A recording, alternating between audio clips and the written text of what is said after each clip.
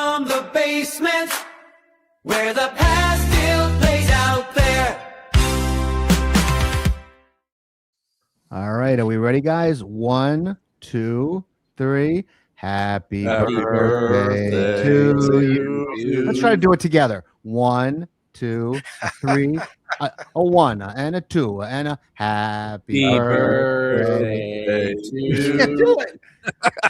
We're all Guys, sober too. It's like we're all doing row your boat. All right, Thank 1, you, guys. 2, Thank 3. Happy birthday to you.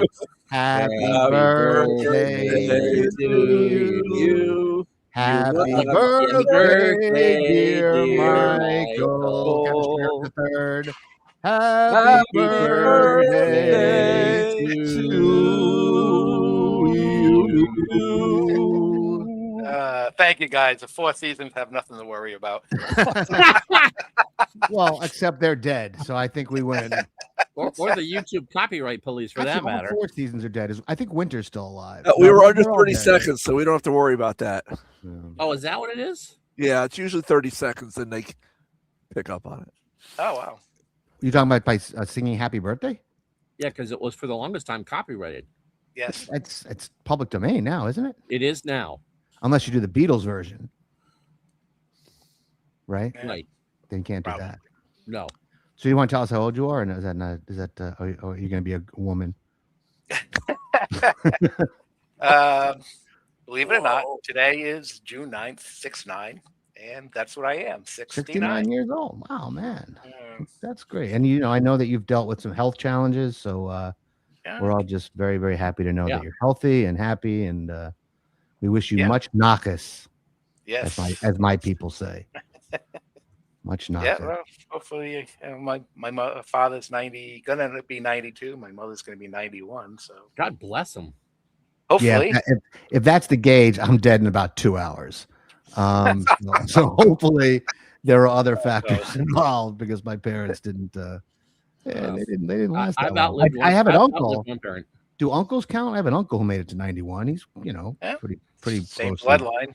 blood related, right? I had a number of grandmothers who lived in their 90s. By the way, pesky A Polis. number of grandmothers. How many Number. grandmothers did you have? Biologically, there's 2. There's both the biological ones lived to be in their 90s. Oh wow, that's great.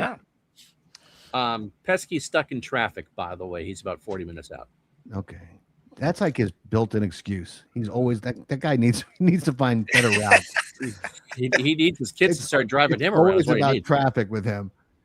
So we have a lot. Well, first of all, we've got an amazing guest tonight. We're so happy that Keith Avallone will be joining us here in a few minutes. A lot of really cool things have happened with the documentary over the last few days. First of all, we've got our first, and I didn't ask yet about names, so I'm not going to say the person's name, but a member of the community who, outside of our group, outside of the producer group, who has offered to, help us fund the proof of concept reel, which is going to be a huge help. We've talked about that. We're going to shoot some stuff with Ron up in Burlington, Vermont. We're going to shoot some interviews here in Baltimore. There's a chance we may also go down to the APA convention. Oh, by the way, I'm doing the APA Chatter podcast. Oh, nice. On Thursday. I'm speaking with John Ancelone. Does that sound right? I think it's John Ancelone. But anyway, yeah. So I want to thank, and again, when it's okay to mention his name, I will. But for now, I'll just say that somebody has stepped up and said, "Yeah, I like what you guys are doing." And I think his words were, "Hey, look, I've spent more than that on dinner." That's what he actually said. But okay, whatever your rationale is, if you can help us, that's great. And then more exciting news. When we kind of started this whole thing, it all stemmed from this idea I had, where, Ron being sort of the Vince Scully, the broadcast genius of our hobby, and somebody who, could easily be a professional broadcaster. I thought, well, what if we could actually maybe make that happen where Ron could call an inning or two of a baseball game. And my friend, who's the Brett Hollander, who does the play-by-play radio play-by-play for the Orioles, was finally able to contact, because they were actually, the Orioles were up in Boston playing the Red Sox, and he connected with the vice president of marketing and promotions, who likes the idea. And the next thing, I have to reach out to him, but he's now aware of our documentary. He's aware of Ron and what we're hoping to do. And that's a huge step, getting in front of people. So yeah, we should all be really excited about that. And then finally, everybody knows, I would assume, Tim Kirkjian, who's a longtime ESPN analyst, longtime beat writer for the Baltimore Sun. I believe maybe a couple of other newspapers, but just, he's a legend. He's like a Hall of Fame caliber baseball. He's not in Cooperstown. It's not the Spink anymore. I'm not sure that he's not, actually. Now that you're saying that, Ron, I'm not sure that he's. Yeah, I'm not sure, but I know that he's incredibly well respected and revered in the industry, and he and his son have a podcast. Is this a great game or what? Which is a really good podcast. And they get great guests. And as it turned out, the first time I listened to it, maybe I was actually looking for that topic, but they were talking to Keith Hernandez about Stratomatic and, the stuff that we all love. So I thought, I wonder if I could reach out to Tim Kirkjian and, let him know about the documentary and maybe get his support, his blessing. So I did. I emailed him through their, podcast website yesterday, and heard back from him within an hour. Wow. And yeah, because he loved the idea, and this was just in its very raw state. It was basically, me just typing, "Hey, we're trying to do this documentary. It's going to be this, it's going to be that," but I didn't really get into much in the way of details.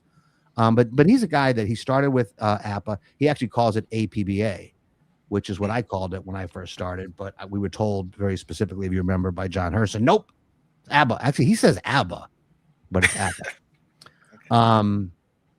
So anyway, today we talked on the phone, and I told him the story. I told him sort of the genesis story that I've told now many times about my connection to Ron and the documentary really being about, the lives of the people who play these games.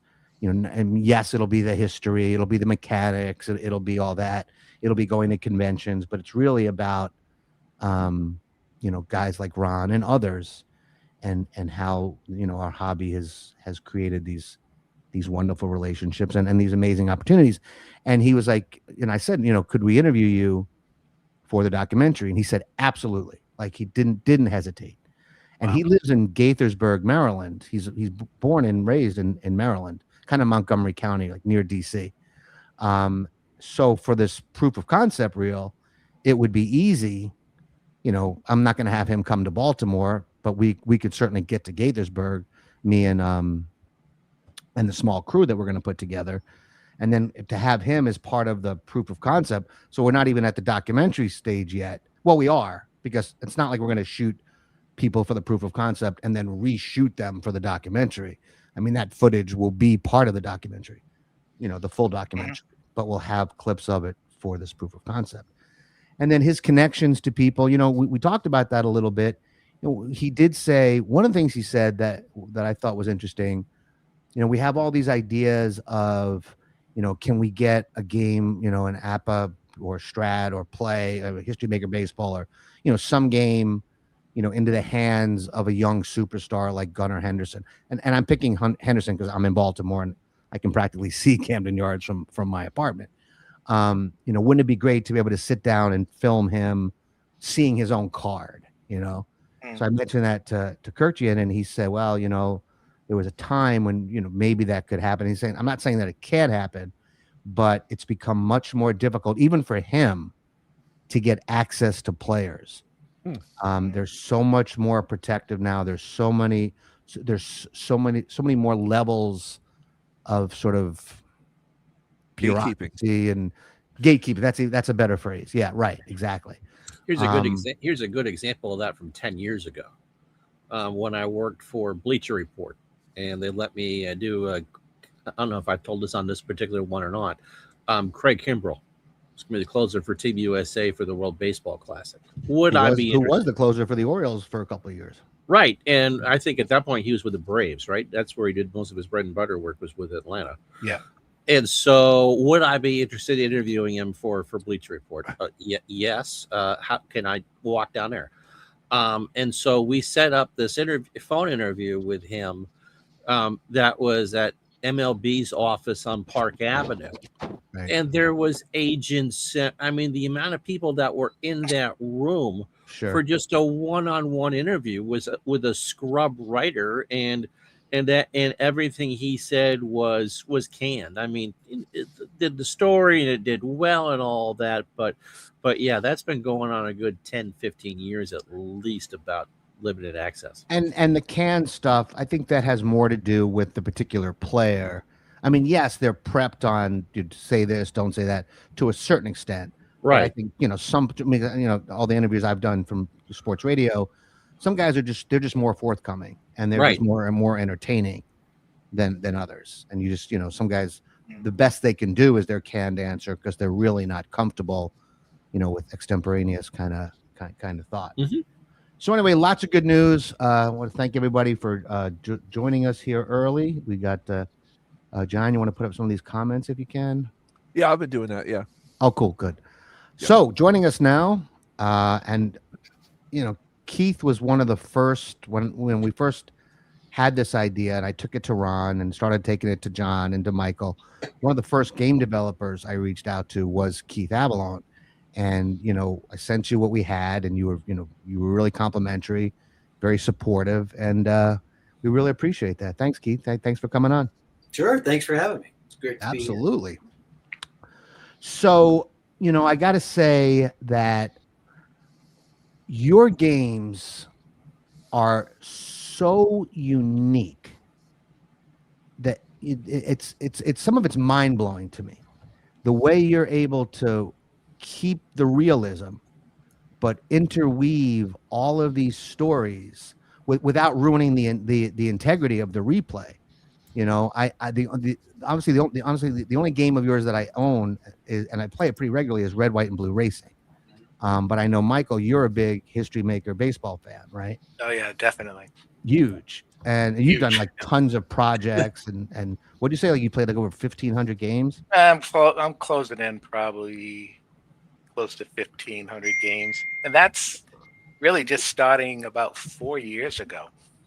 So when I first got introduced to the game, but fell in love with the game, and currently running a project of the Elite 2040 set that Keith put out a couple years ago, of Major League Baseball in 2040, and it's a great card set, Keith. It really is. Well, I'm glad you're enjoying it.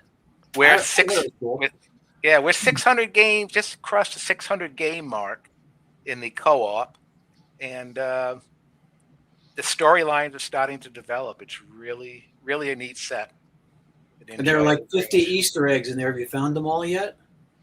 It's funny. I have found a lot of them, and a lot of the guys that are doing the co-op don't even know. I'm big into fantasy baseball, so I dig deep down into double A, and one of them that jumped out right at me that you put in the set was Cam Kiminiti, who is a prospect pitcher for the Atlanta Braves, who still isn't in the majors but is on his way up. And kind of neat to see you include players like that. So I know you had to dig down deep too to find these Easter eggs. Yeah, it was fun. That's part of the fun of it. So glad you're enjoying it. The question I really had is it's at some point in your game development and in your game playing, you find this completely unique approach. But you started, well, you tell us, how old were you and what were your first games and who got you started in the hobby and all that kind of stuff?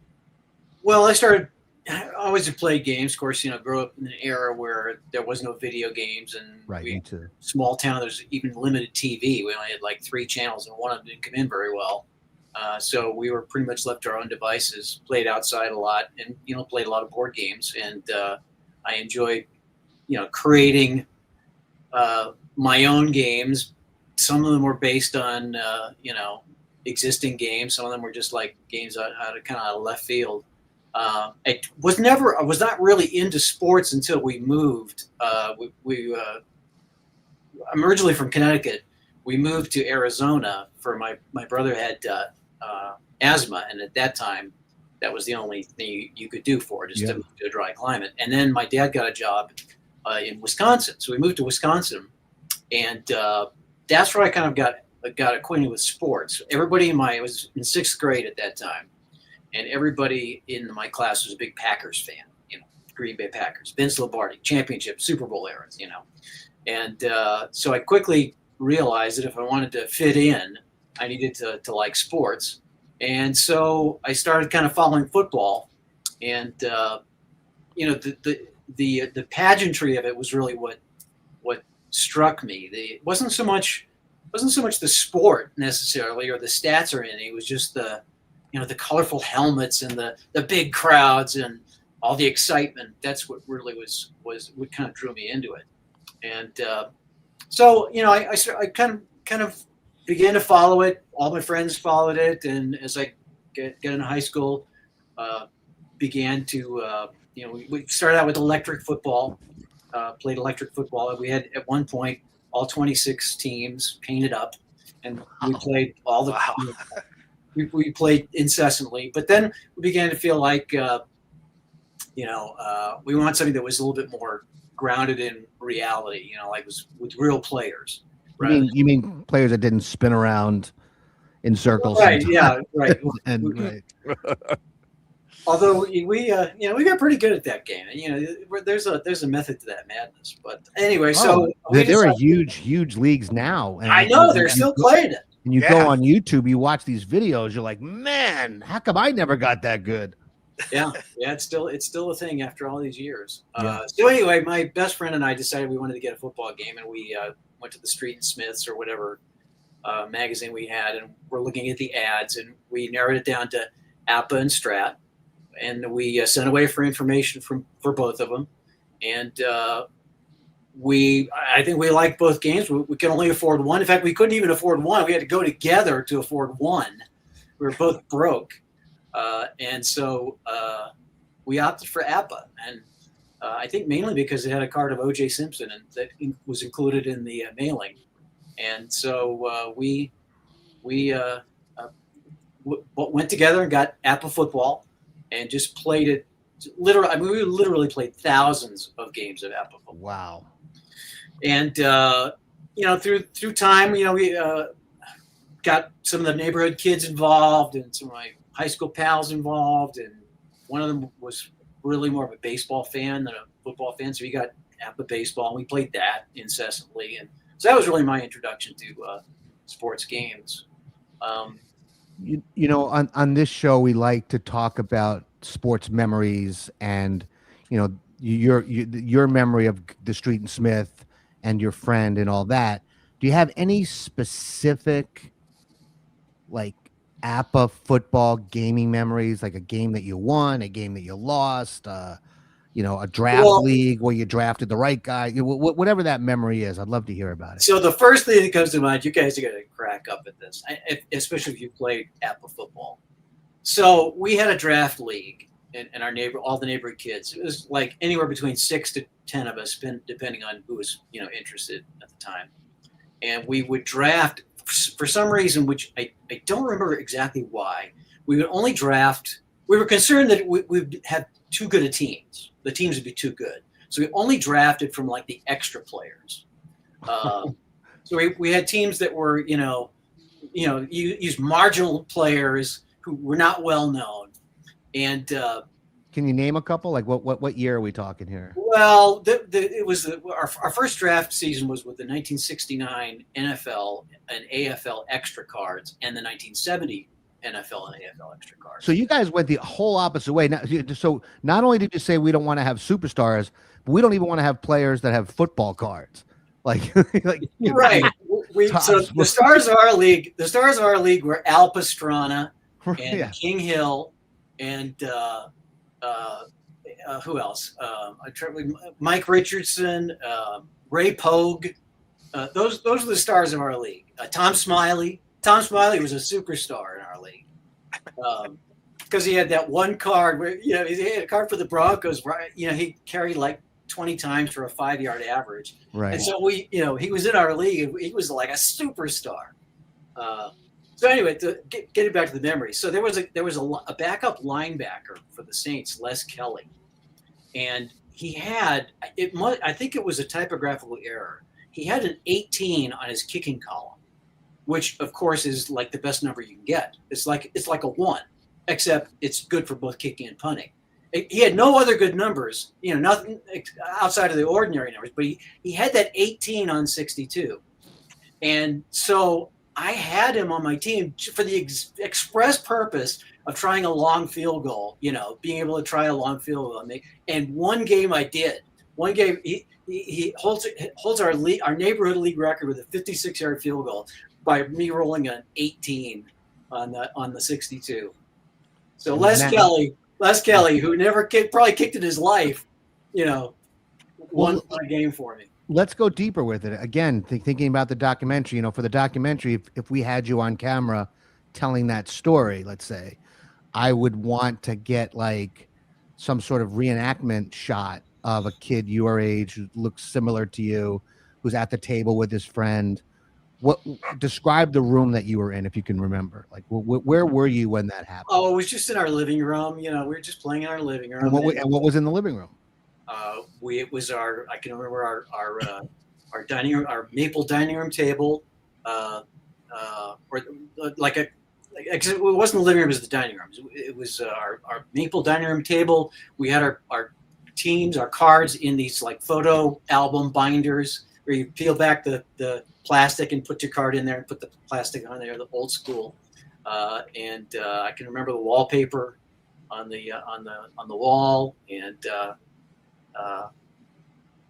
we would roll my dice into it was an old box, a metal box for a razor that the razor was on. So we roll the dice in that to kind of keep it all together. And so I can remember it. I do remember it.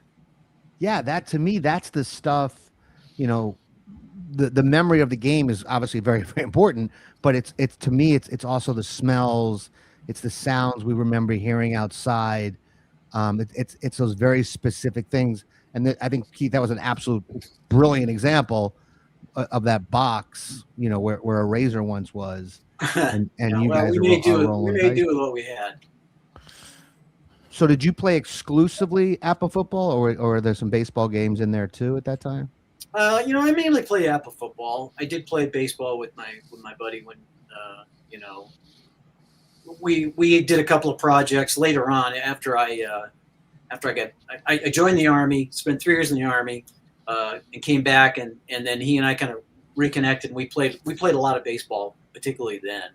Although we did play baseball, now that I think about it, when I was in the Army, we had a league, a unit league, and again we always used the extras. I don't know why we did that. We always just used the extras. Maybe because it was less expensive that way. So you just buy the extras, not the set? Buy the extras, not the whole set. Yeah. Oh, wow. So that was so you were playing APA baseball. Yes, with the extras. The same philosophy. So yeah. And me and Guy, his name was Guy Kaler. He was the big baseball fan, and I remember we did a project one time.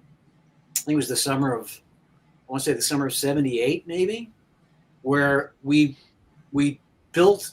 He took the Dodgers, I took the Phillies, and we built the worst teams we could from the actual Dodger and Phillies players using whatever he bought the seasons every year, so he had a bunch of seasons.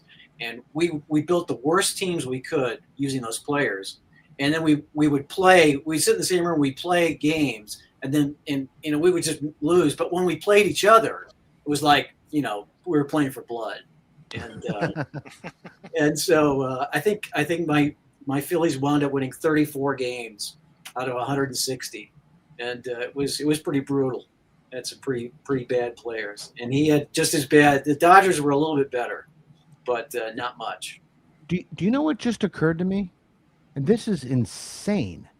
We have had 4 game developers on: John Herson, Keith Avallone, Dave Cook, and Mike Cislinski.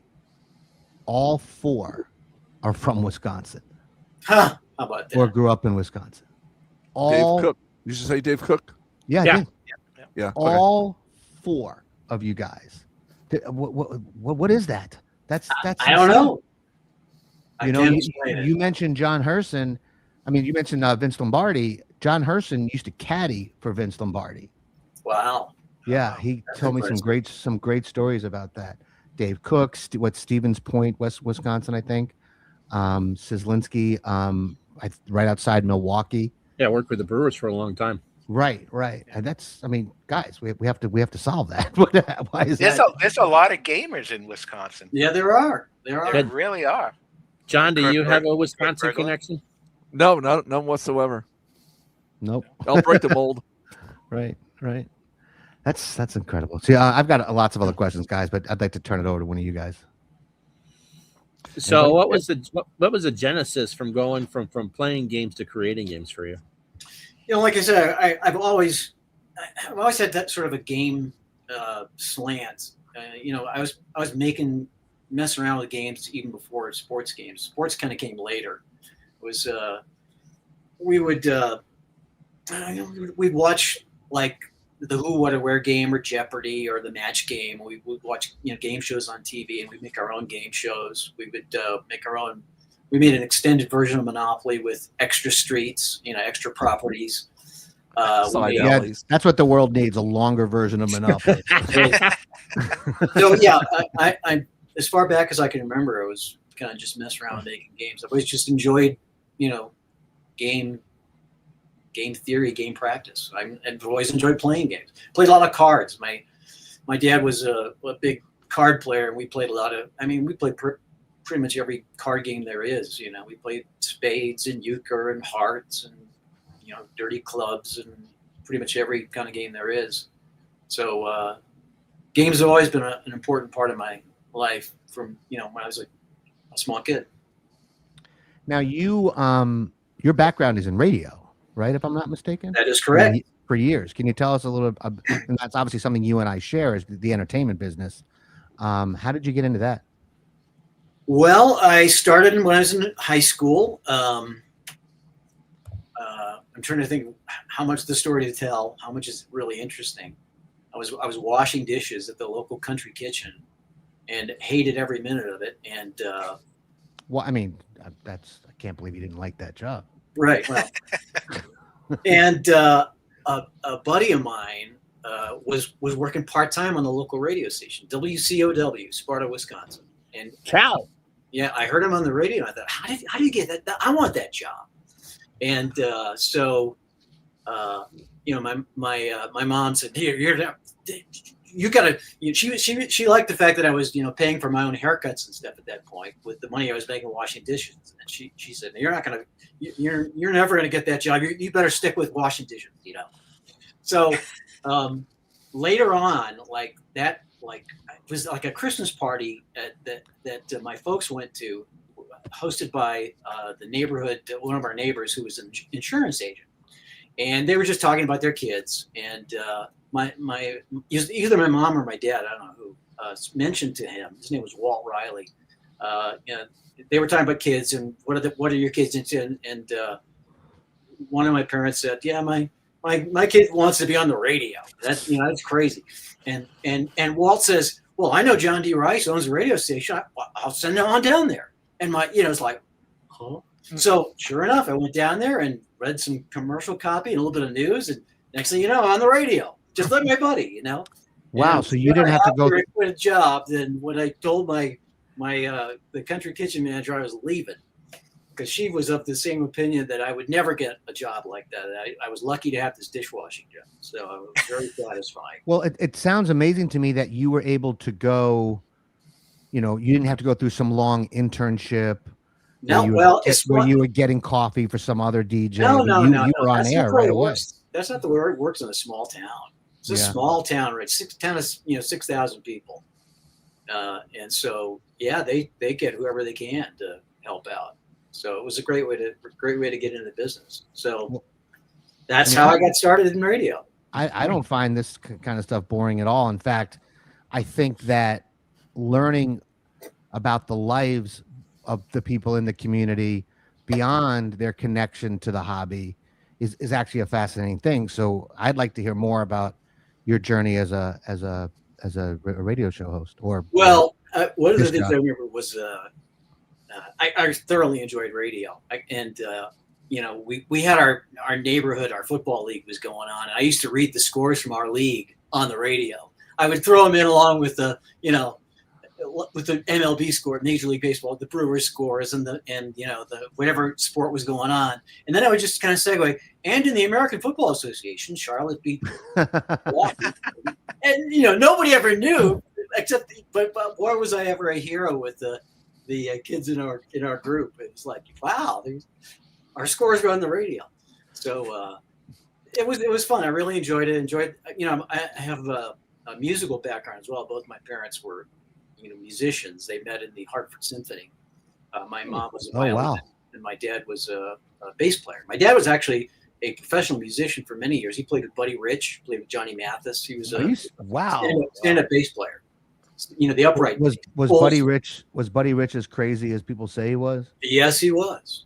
At least that's what my dad says. I never met him. But. Well, if he played with him, then he probably got a chair thrown at him once or twice. Probably, yes. He was a little bit high strung. So I enjoyed the music part of the radio, and being at a small radio station, I did a lot of different things.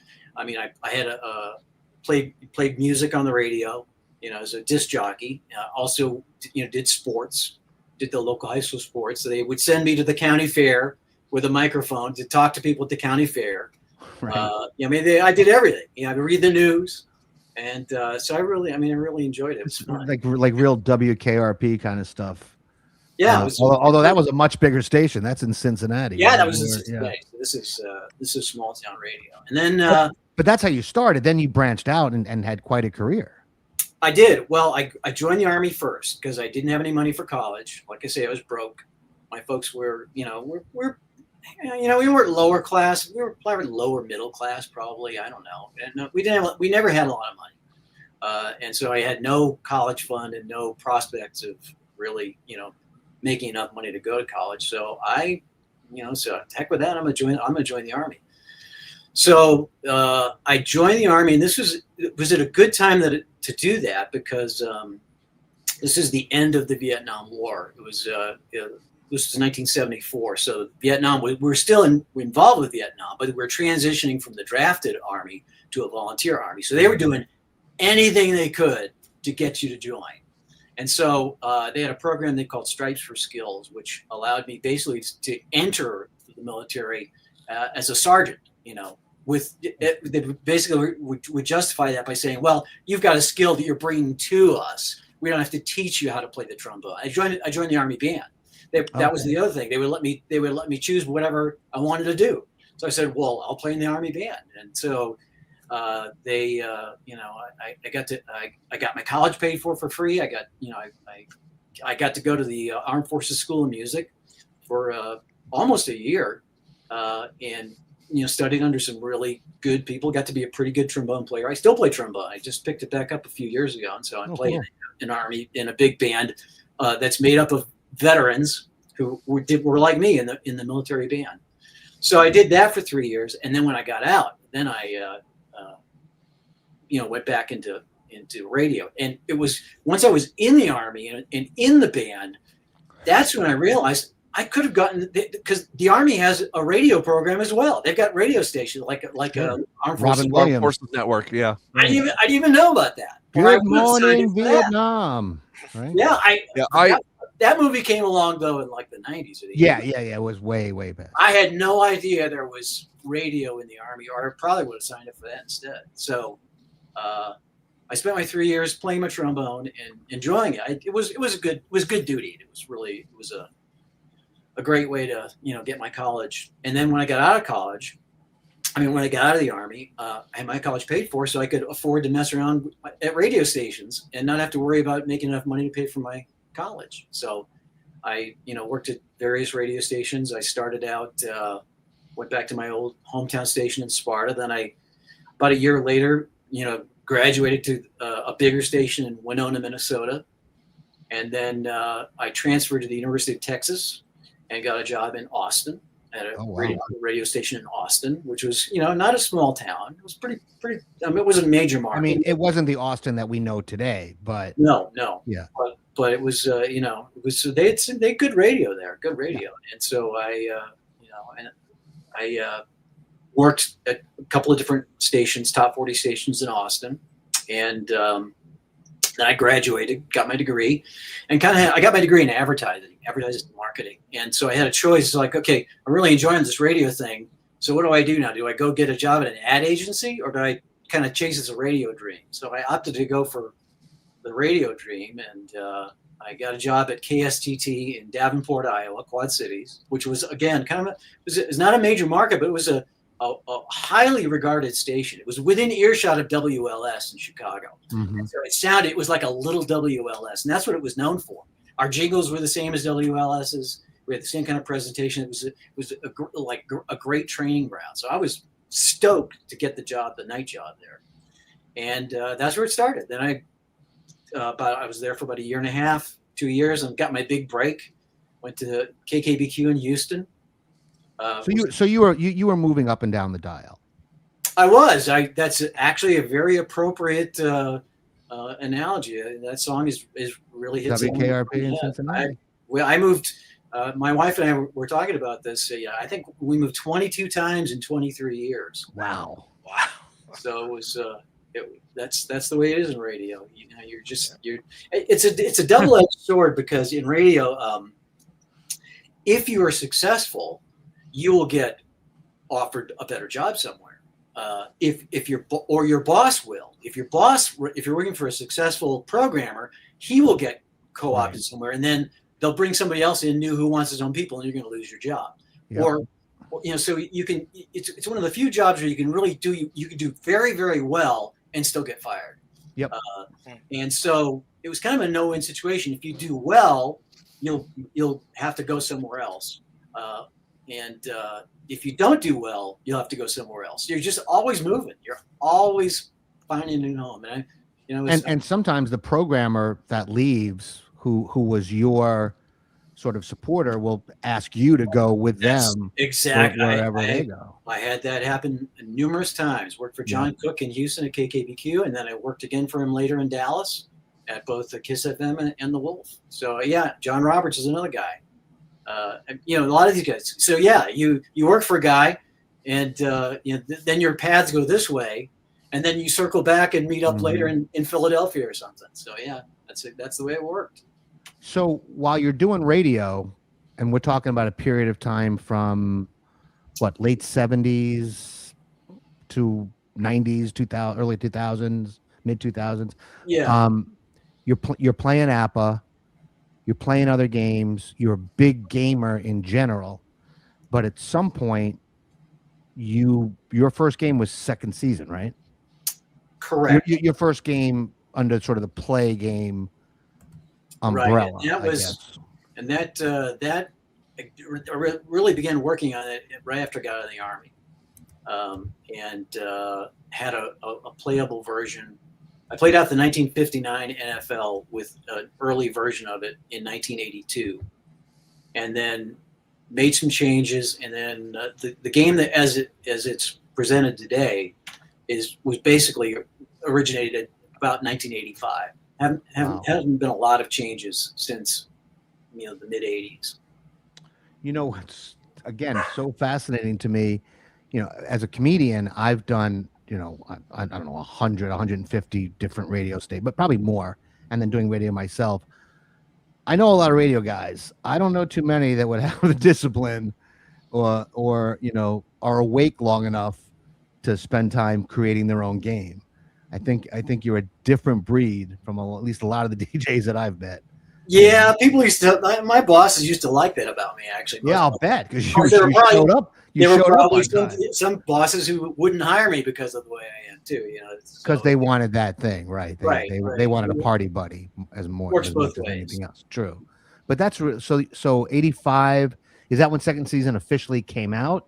No.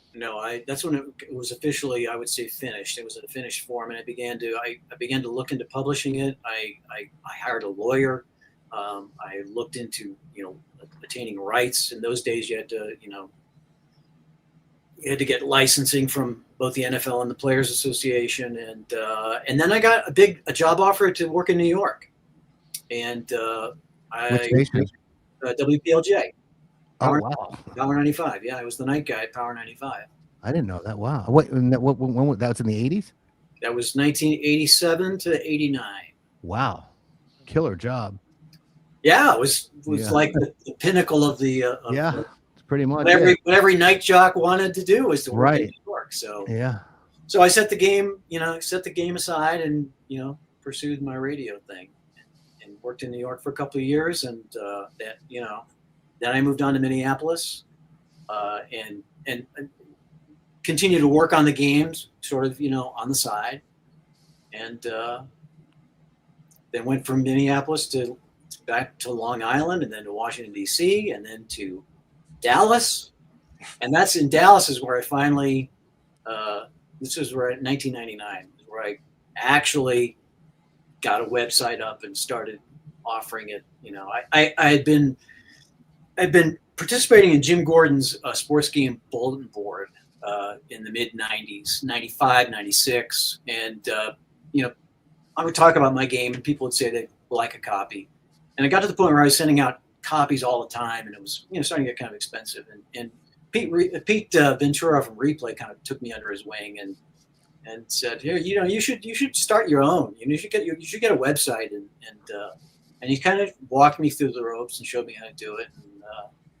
And so then I started it up in 2000, 1999 actually, but 2000 officially.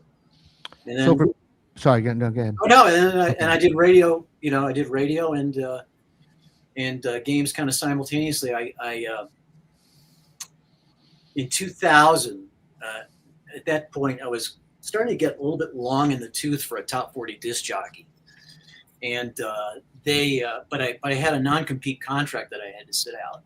So we didn't want to move from Dallas, so I had 6 months to do nothing, and so I worked on my board game. That's where I really put a lot of time and effort into play games, and where I worked on the wrestling game and the football game, and I had 6 months to do that. I couldn't work on the radio for 6 months, and then so that's what I did. That was a formational time.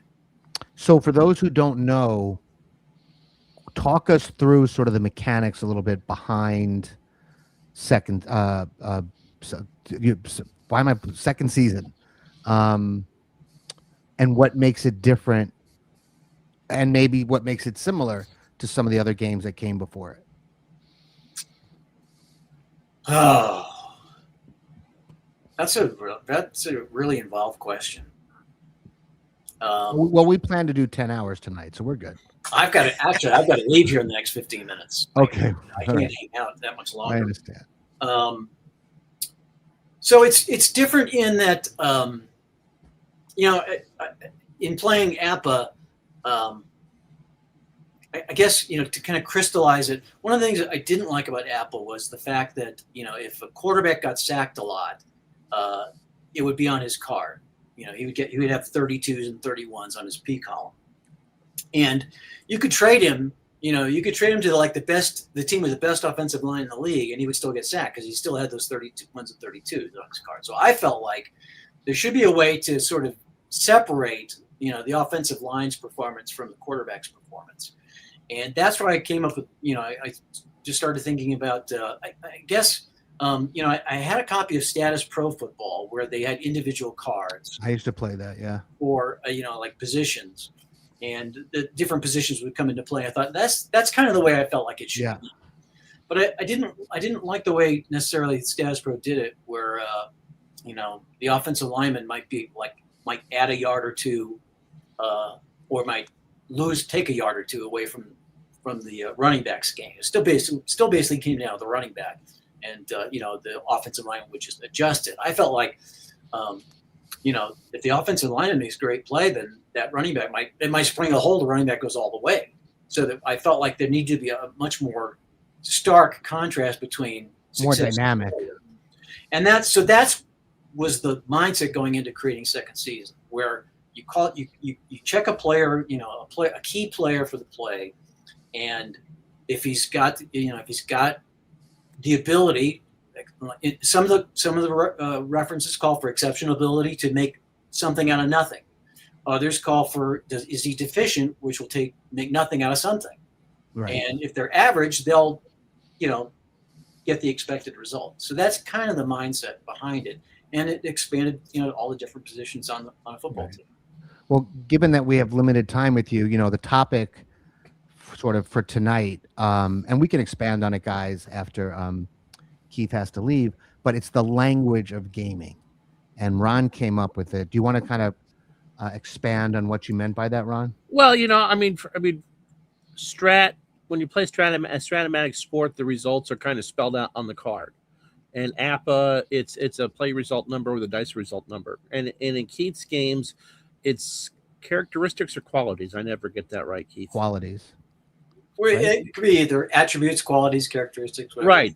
And so they're all there to primarily get the same results, but they do it's all very different ways to get there. And I think for me, looking at play from the outside it's much more for people. Let me rephrase that.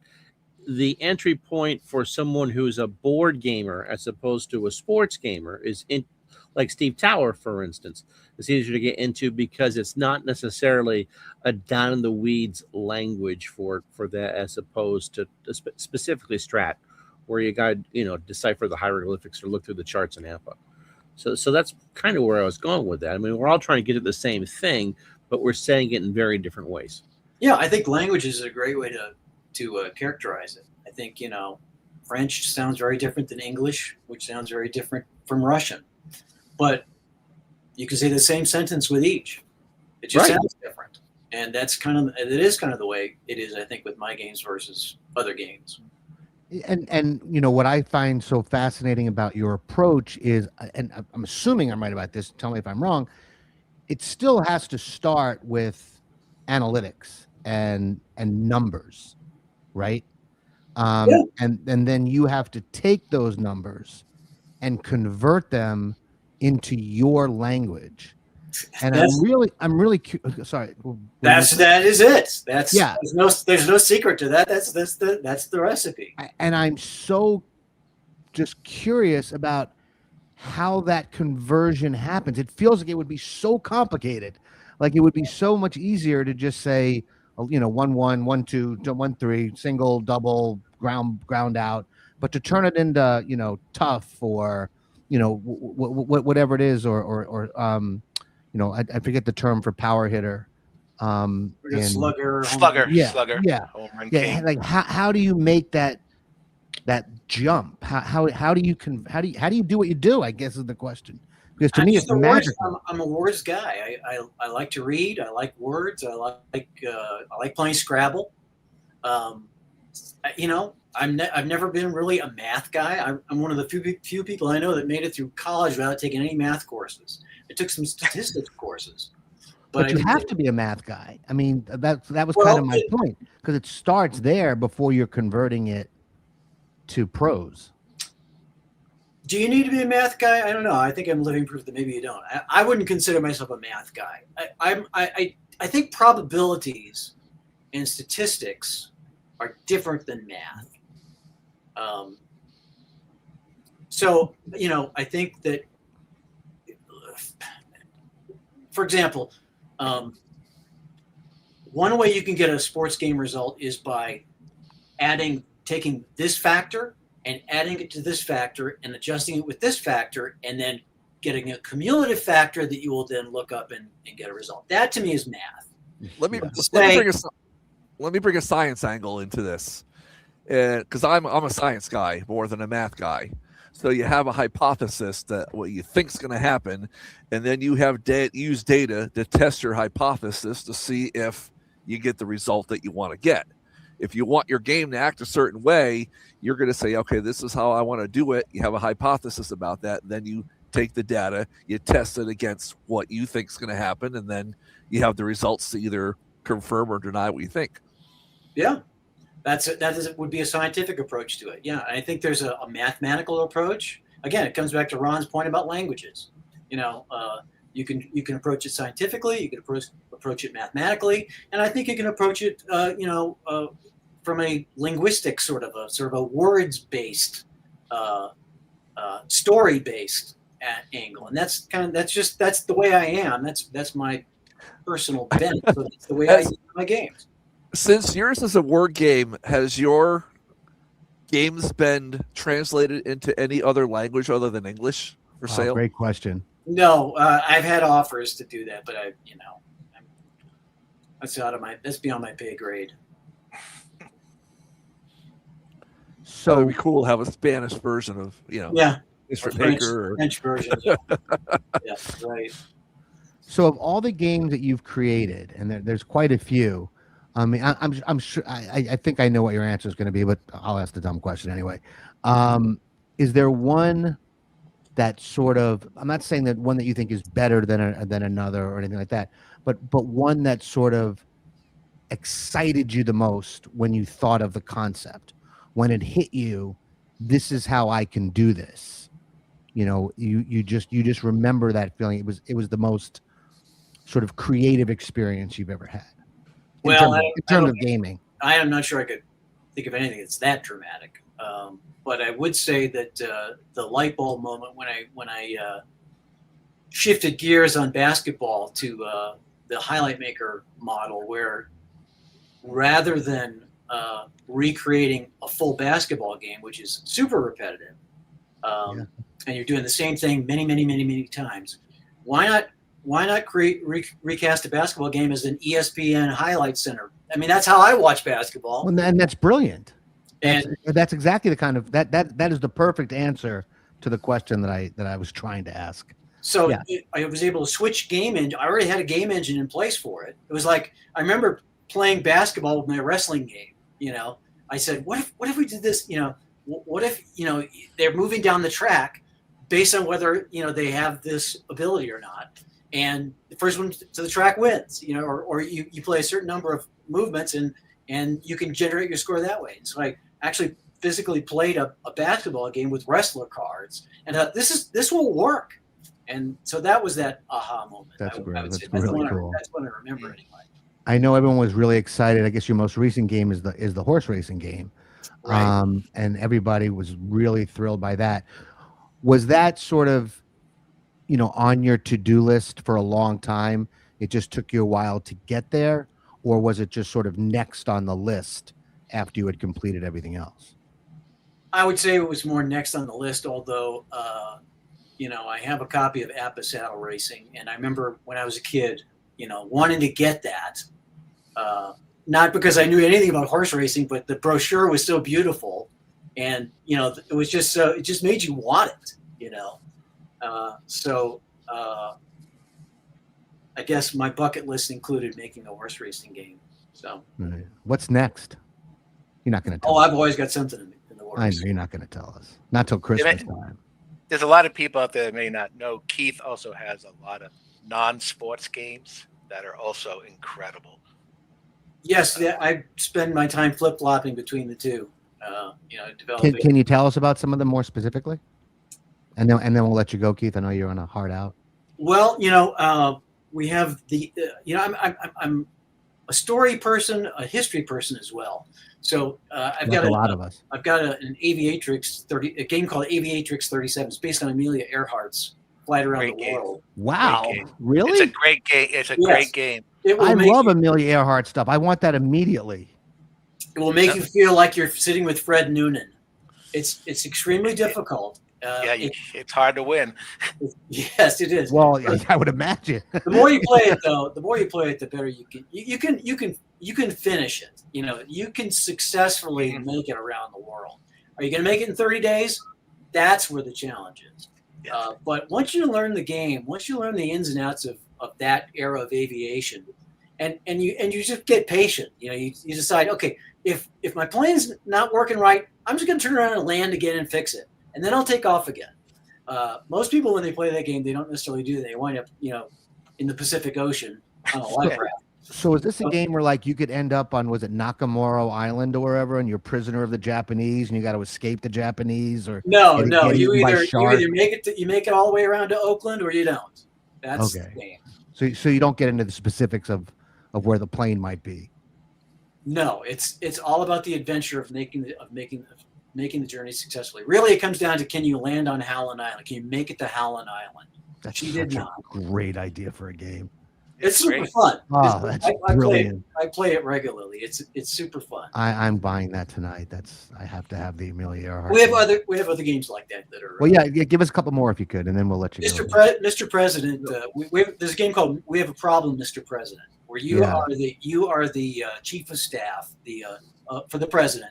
So you're telling the president what to do. If it works, then he gets all the glory. If it fails, you get fired. And so you're making these policy decisions, and it's a pressure cooker type of game where the longer the problem festers, the more difficult it gets to fix. So you're trying to fix it quickly, but not, making foolish decisions. Right. It's really a resource management game at its core, but it's super fun. We played it. I brought it with me to Canton last year, and we played it in the lobby. Everybody else is playing baseball and football. We're playing Mr. President, and we're just having a grand old time. So that's great. That was, and we pulled it out at the very end. By the skin of our teeth. There's a track on the game board, which varies from legendary status to you're fired, and it's shades of gray in between. And we were one step away from being fired when we won the game. So that's the kind of drama it generates. So we have that. We've got a fishing game that's super. Yeah. That's fun. That was a great game. That's the one that was fixed that you won at IndyCon, wasn't it? Me and Canestrari were doing an episode of this show live from IndyCon. And when the crowd blew up during our interview was when you were winning all, catching all the fish. I had just landed a big old lunker with no bait, with like the worst possible chance of getting it. But I basically what it came down to is I needed to roll a green 1, and the question was, do I just cast again or call it a day? I'm going to give it one last shot. And so I rolled, and I did get a green 1. And I hooked this massive lunker. And now at the time when the crowd erupted, nobody knew exactly what had happened. Right. What we were trying to do is capture the essence and the atmosphere of a typical convention, and that play alone and that sound alone just the whole table just exploded. It was just unbelievable. So there's a trucking game, right? We have a trucking game. It's basically a board game version of Smoking the Bandit. Cool idea. Yep. And, an alien game too. We have a First Contact. Yes, it's like a B movie, body snatching B movie game where you're trying to figure out who are the aliens and who are the real people. You don't want to kill the real people, but sometimes you have to. It's a little bit dark, but it's cast in this 1950s B movie context, which makes it kind of okay. So, I'm going to refer to you as the Stephen King of game design, because you clearly. Well, I'll tell you why. Because he has said this. He never has writer's block. He's never blocked. There's always a game. There's always a book. There's always a book he wants to do. And it seems to me like you are one of those people that are blessed with the rare ability to continually come up with fascinating ideas and work through the ideas and create the game. A lot of people, you know, in my industry, it might be a screenplay, it might be, you know, a book you're writing or something, and you get stuck. And some people, especially, you know, until you get to a certain level where you start to understand how to break through that block, they just put it in their drawer and they forget about it. And I'm sure there's a lot of game designers who have done that. But you consistently now, and, you know, we've been talking about a history that goes back, you know, ostensibly to basically to the mid 80s. And then, of course, you know, well, we'll start at 2000. But from 2000 on, you've consistently put out this array of games of all types. And that's incredibly impressive, Keith. It really is. Well, thank you for saying that. It's not. I'm not the greatest game designer that ever lived. That's for sure. I'm not. I do enjoy making games. But you've also made a lot of people happy with those games. And that's the So, part you know, that is Stephen King the greatest writer of all time? I mean, we can just, no, that's not really the point. right. The point is You're right. You're consistently entertaining people with your work, and that's Right. something to be really proud of. And I feel like that is my calling. It's my vocation is to make people happy, to love on people, to serve them as best I can, and to encourage them and give them some joy. That's really the goal of it all, I think. So that's what I try to do. I'm not as successful at it as I would like to be consistently, but I do try. And yeah, I do have a very diverse interest in games. That's amazing. So where can people find these games? Because I think it's not all at one site, or is Yeah, it it all is. it's all Yeah. at play.com? Play.com. So you just got to There's a revolving thing along the top that has all the different games in there. Just right. keep going till it repeats. But yeah. Well, I know Keith needs to go, so I do need to I do want to give you guys a quick chance. Anybody have a quick last question or comment for Keith? No, we're all good. Just thank you for everything you've done. Thank you. Yeah. Oh, thank you guys. I know you guys. I feel like I'm among giants here with you guys. I mean, you guys have done No. great It's stuff. the other way around. No, Yeah. no, certainly not. It's certainly not. I appreciate each of you. Yeah, for let's do all this your again work soon. Let's Yeah, do this do it. again. One of these days at a convention, I'll pull you aside because I just haven't had a chance to talk to you. 3 times we've been at the same. because you're so busy with your games. People love your games too. So there you go. That just proves my point. All right, guys. Hey, listen. Thanks for having me on. Thanks. Thank you. Thank you, Keith. Yeah. All right, Take care, bye. Keith. Be well. Bye. Great guy. Oh, Yeah. Class act.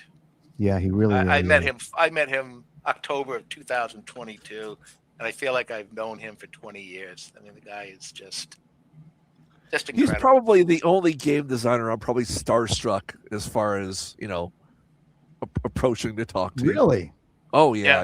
Why do you has think that is? He's got this certain aura about him. You're and calling he's- him he's unapproachable? very- Are you saying he's No. unapproachable? I don't say no. It's more me than him. So it's he's a legend in the game community, and like I said, one of the reasons I probably didn't get a chance to approach him or talk to him a lot because everybody else is doing the same thing too. Right. So Yeah, I remember going out the second year. I went to not D2D to PlayCon, which was I think 24, and he knew I was coming out early. I was getting there on Monday. Nothing started until like Thursday, and he goes, "Well, let me know when you're in town." He goes, "I want you to come over for dinner," and I was like, "Oh my god!" It's like incredible. You're right. I was starstruck because it was like I'm going to Keith Avallone's house for dinner. This is like Well, we've just turned Keith Avallone into Keith Richards. I didn't see that coming, but he's a great guy. I called him the Stephen King of our community. I'm not awestruck. None of us should be awestruck. We're all just people. We're all just people doing people things. Yeah, and that's the thing. Except Ron. I am awestruck by Ron. No. The thing about Keith is he does truly care about his customers and his friends. He really does. Every purchase comes with a personalized letter. Yeah. Well, and that's kind of what I was going to say. The one thing I've noticed about him is he's not above the community. There are some game designers, and there's reasons for this. Sometimes they have to be above the community because the community, is driving them freaking crazy, and they can't handle it. And I understand that. But I think for Keith, he's definitely gamer first, designer second. I feel like, and you maybe you guys know him better than me, but that's what it feels like. It feels like, that's why he goes to all the conventions. That's why he has his own convention, not to just I mean, not that of course he wants to sell games. Let's not get ourselves. He loves when you buy his game. That's his business. But he comes to these conventions to be a part of the community as much as anything else. Yeah, it's funny because if you spend time with Keith, you get to kind of see the wheels spinning in his head as you're with him. Yeah. There was a bunch of us at Travis in Wisconsin. We were at his house for dinner. Keith was there and a few other players. And Travis brought out this fishing game that took like an hour and a half just to set up. That's how involved it. That's how an hour and a half to set up a fishing game?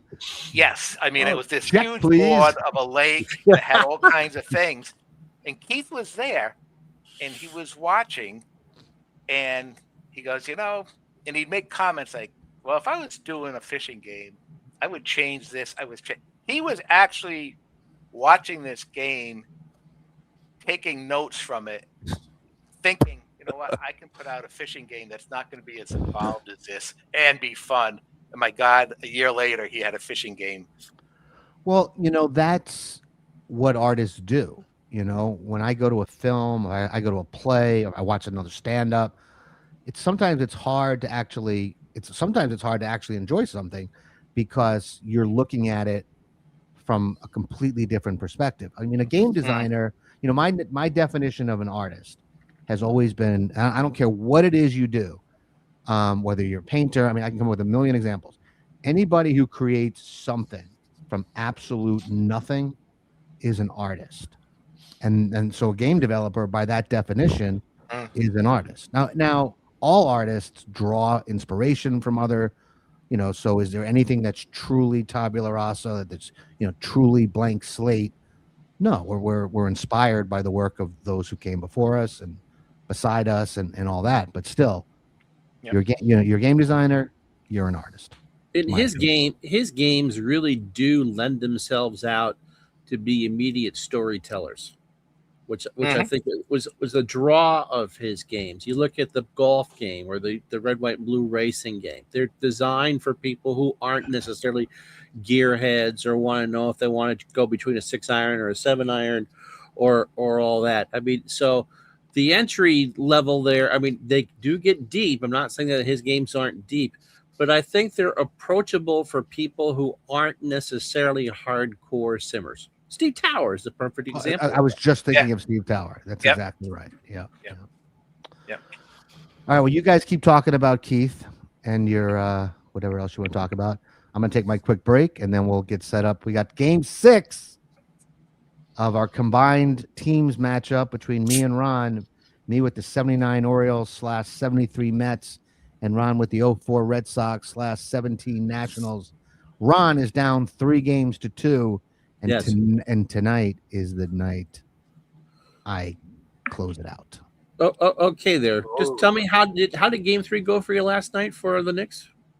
That was not great. Oh, wow! So I can't actually say everything that Ron and I talked about because I was very funny this afternoon when you. And yes, you were, but leaving it alone. So it's Jim Palmer on the mound for my team and Gio Gonzalez on the mound for Ron. Don't go anywhere, and you guys keep talking. I'll be right back.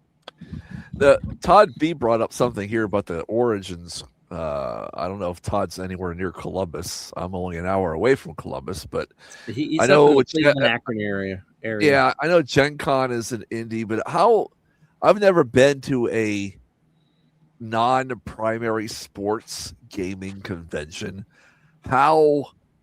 What's percentage of games are there? Are there any sports games that are played at those things? I realize they're in the minority, but okay, Todd's in the Canton area. Okay, so I'm just curious. I think there was actually a few sports games being played at Gen Con in Indy. But I got friends even in the Dayton area here that are big gamers that go out to these big ones. So I know that Clay did a non-sports gaming thing out in the East Coast, because that's where Dave Gardner ran into him and had the demos for Baseball Mogul and Football Mogul. Oh yeah, that must have been the one up in Boston there. Yeah, a few years ago, and I think they got put away. And then when Dave started to get into the cards and dice hobby, he pulled them back out. Yeah. Hey, Mike. Yeah. Maybe one of these weeks. I know we need to. The only actual card and dice we've done was the golf. I got Bolorama, so I don't know if we want to do a another overhead cam Bolorama. I'd love to see that work. How's that work? Yeah, we can set one up for within the next couple weeks. I got to open up. I've never played it, but I bought it, so I've played it. It's been a while since I played it. I've also got Mark Miller, Jerry Kwan's bowling game. Yeah, I have that bowling. That's a brilliant game. That is. That is a really So I mean, either or, I'm down for. Yeah, Mark Miller. We were playing that at Canton last year. The Football Hall of Fame. He brought out the bowling game. We started playing it. I said, "Wow, this is cool." And then over the weekend he sent me that PDF file for all the bowlers and everything. And yeah, he's quite a guy too. I don't know if are you following current with the World Series coming up then this weekend? College? Yeah. No. No, pro. The World Series of Bowling is finishing up this weekend. Oh, okay. The World Championship. I don't know if you've been following. I watch it on. I watch it on and off. I haven't. Okay. Well, what they do is they had they have tour stops from week to week to week. Yep. Okay. Well, during the World Series, they'll meet in one location for more than a week, and they'll have qualifiers, and then they'll have the championships for each. They have, I think, 4 different animal patterns. Okay. So they're going to have 4. You're going to have 4 different championships that you can bowl for over those 4. But your combined scores out of those 4 make you the king of the hill. Will make your entry into the World Championship. Now, what that is, I believe it is a 9 or 12 bowler step ladder. So they actually start with like 10 versus 9, winner versus 8, winner versus 7, and that's starting on Saturday. Oh wow! Okay. For that, I'll have to watch that. And I know EJ Tackett is, if he wins, he's got the number 1 seed. He's going for his 4th one in a row. Yeah. So good bowler. Yeah, but here's the conundrum: the way they're. And I know we don't do a lot of bowling talk on here, and I might be boring everybody, but the bowler of the year award, one of the qualifications is you've got the point standings for each tournament, but you have to win at least one tournament during the year to be qualified. So Tackett could essentially lose the tournament in the final match, have enough points to be the top point leader, but be disqualified from player of the year because he has not won a tournament this year. Really? Yeah. Wow. I have been a big fan of Brad and Kyle's YouTube channel. Yep. I watched them, and I watched Beef and Barnsey on them as well. What did I miss? We're talking we're talking bowling. Oh, okay. I love bowling talk. I know Belmo is in the number 5 seed. So I'm a Belmo fan, so I wouldn't. So am I. Yeah. Is this the 26 PGA Tour or something you guys are talking about? Pro Bowl. PGA. Yeah, this is the finish of the Pro Bowlers Tour for the fall, winter, spring season. Where can you watch that? I would watch that. It's on the CW now. Oh. Yeah. It's been hot potatoing between Fox and CW over the last several years. Chris Schenkel still doing it? Oh, I wish. Oh my goodness. Him and Bo Burton were great. Good. They were really good. Bo Burton, that's Nelson Burton Jr.? Yes. Nelson Burton. Yeah. Oh, you know him so well. You call him Bo? That's his nickname. I always knew him as Nelson Burton Jr. Yeah. I didn't know he was Bo. Yeah. Did you, John? Have you seen the string bowling Oh, taken over. What is going No. on with that? no, man, It's no, horrible. don't start me on that. Okay, because Are you I'm talking about like totally Skittle against it. Bowl? No, this No, is I mean real instead of bowling, having but a pin setter, like they're on It's- strings. they're on strings. I don't know how they Instead don't of, get. I don't That's understand how sacrilegious. What do you mean they're I Well, on know, they- yeah. strings? more and Yeah. more houses are going to that because they don't have to hire a mechanic to stay behind Well, to fix the machines. there's also Lucky Strike, or I forget the other bowler. I don't think it's Bowlerama. Bowlerama. Yeah, Yeah. but they're like one of the Trent. two. I don't know if they're combined or not, but they're becoming a monopoly and buying up bowling alleys and turning Right. them into more entertainment centers than Centers they and are bowling alleys. actual league bowling. And I get it. They're trying to gear toward the younger crowd, but more and more centers are going by the wayside as far as the traditional league centers and stuff. So Bolero, yeah. I'm Bolero. really lucky because they're not that far from my house, from my apartment. There's a like mom and pop bowling alley that's been there for I don't even know 50 years maybe. That's like maybe 10 alleys. I mean, or lanes. I meant. They have duck pin bowling, which is I was kind of gonna a say duck pin which is is a big kind of a in Maryland. Maryland thing, yeah. And they have Connecticut. and they have. I thought New England was Candlestick. Candlestick is Candlestick's big in New England. Yeah, Boston, New Hampshire, Vermont. Duck pin, Rhode Island, Connecticut. Oh, I didn't know. I never knew that. Yeah, the town I grew up in, Waterford, Connecticut, had a duck pin lane. New London, the city of New London, had 3 duck pin lanes. Really? 3 different houses. Yeah, and they were all in 2 or 3 story buildings. So the first 10 lanes are on floor 1. The next 10 lanes are on floor 2. Oh yeah. I remember None of those exist anymore. when we first moved to Baltimore from New York. My cousin Renee took me and my brother bowling. Well, what we thought was going to be bowling, but we ended up at this place that had these little tiny fucking pins that were waddly.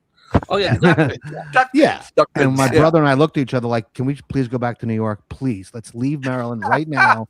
Go back to New York because they don't know how to freaking bowl in Maryland." And you're basically throwing a softball down the lane. You're throwing with a no oil on softball, it. and you can throw it with all the power, and Yep. just you'll knock down if you don't hit it exactly right, a pin, 2 pins, because Yeah. it just goes straight.